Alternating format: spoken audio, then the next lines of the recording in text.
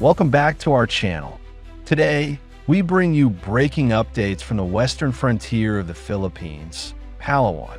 The United States has just offloaded a massive amount of military equipment from one of its heavy sealift vessels, the MV Cape Henry, marking a major development under the Enhanced Defense Cooperation Agreement and setting the stage for Balikatan 2025.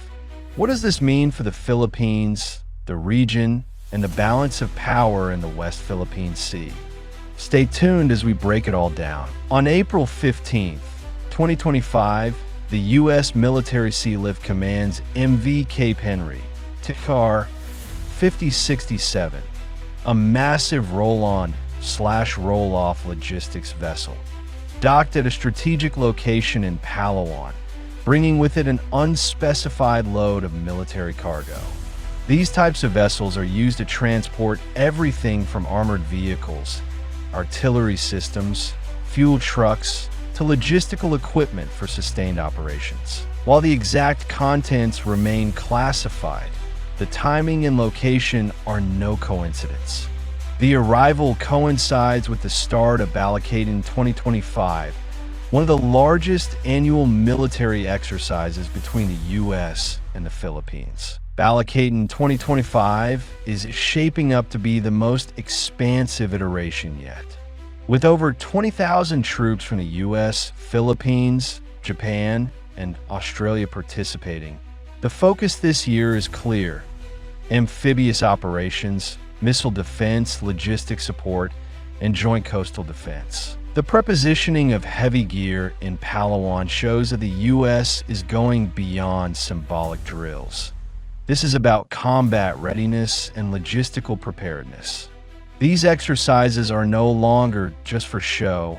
They're meant to simulate real-world scenarios, especially ones involving Chinese incursions in the West Philippine Sea. The offload at Palawan is part of the long rotational deployment strategy under the Enhanced Defense Cooperation Agreement, EDCA.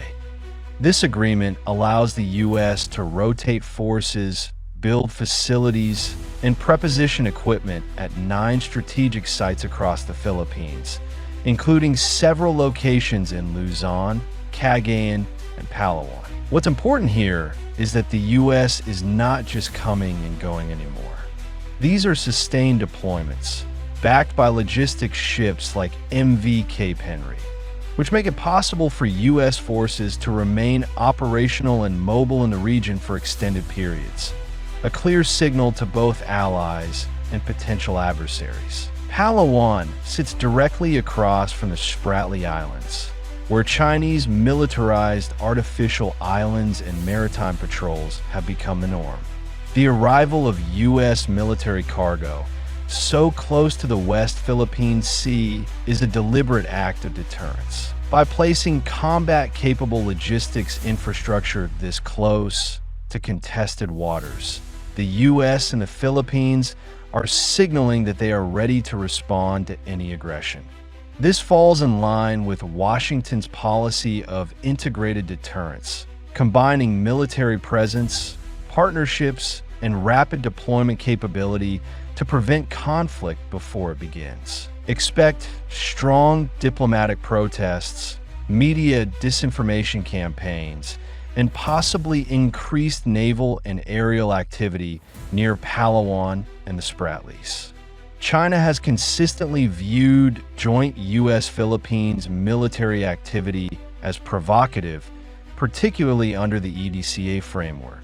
In past years, China responded to Balikatan exercises with naval drills of its own, sometimes deploying aircraft carriers or launching missile tests in nearby areas. What's different now is that the U.S. is no longer pulling out after the drills. The gear is staying, the rotations are more frequent, and the cooperation is deeper than ever. For the Armed Forces of the Philippines, AFP, this isn't just about joint drills.